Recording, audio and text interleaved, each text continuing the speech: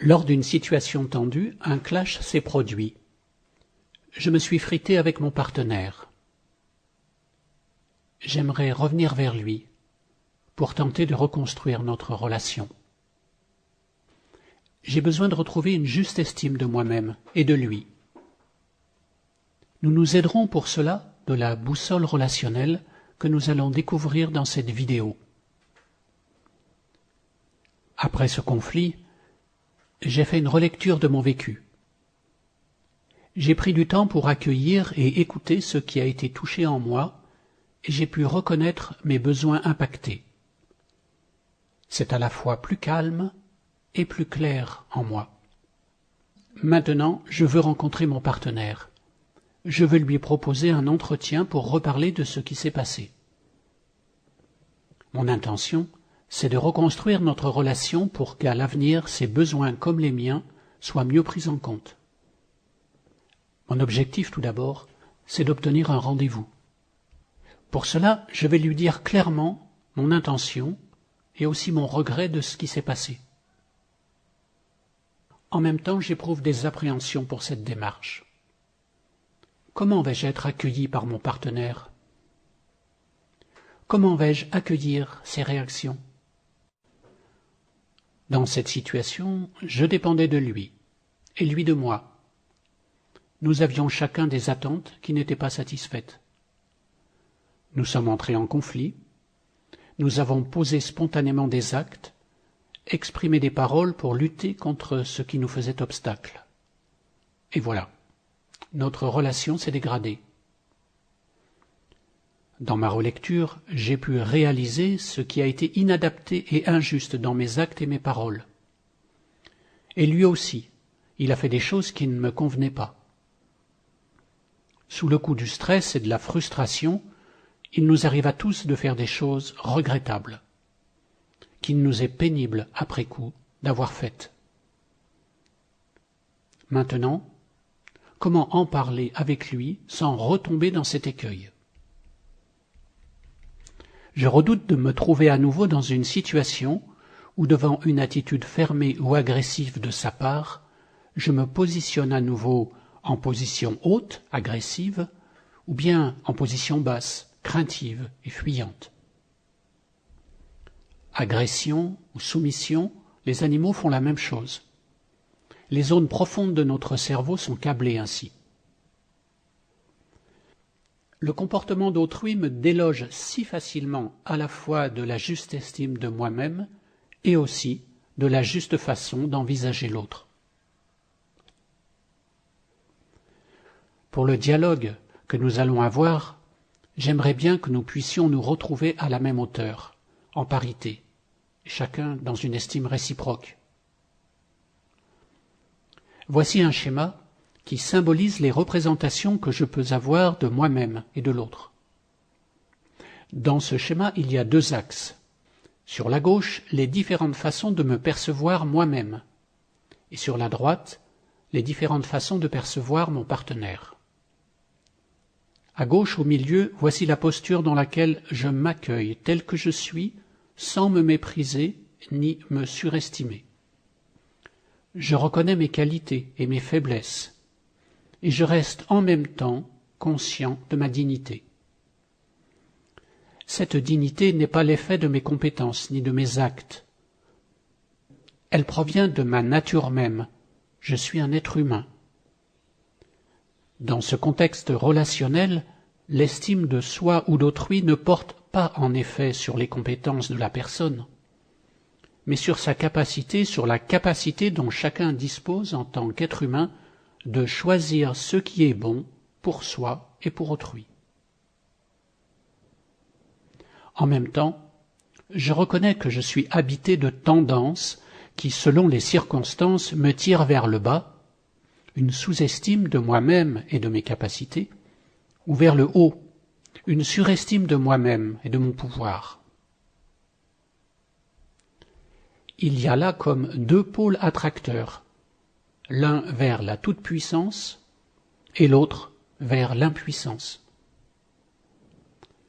Différentes parts de moi peuvent s'orienter ainsi vers l'une ou l'autre de ces polarités.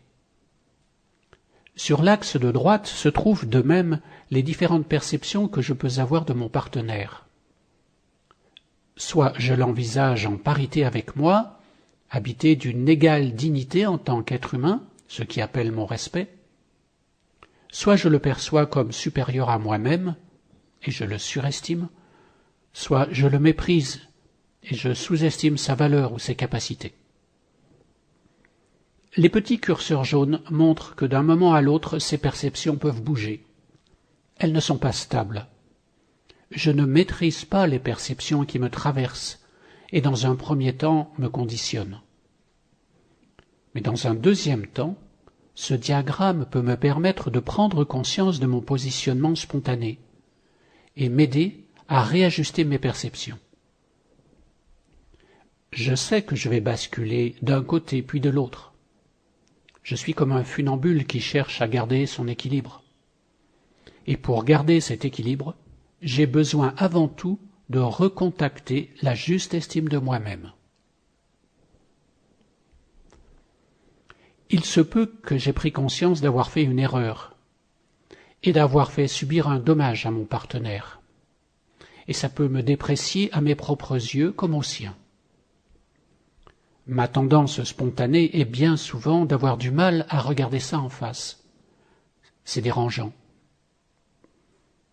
Alors soit je m'échappe vers le haut, je refoule ce qui me déplaît d'avoir fait, je me justifie, j'ai de bonnes raisons, et puis j'accuse, c'est de sa faute. Soit je dérape vers le bas, et piégé dans la culpabilité, je me déprécie ou je m'efface. Pour revenir à la juste estime de moi-même, je peux décider d'assumer la responsabilité de mes actes. Je peux décider aussi de la nature de la relation que je veux établir à présent avec mon partenaire. Concrètement, qu'est-ce que cela veut dire? Assumer la responsabilité de mes actes, c'est que je veux communiquer à mon partenaire le regret de ce que j'ai fait qui a pu lui porter préjudice. Ce que j'ai fait, je voudrais ne pas l'avoir fait et j'en tire la leçon.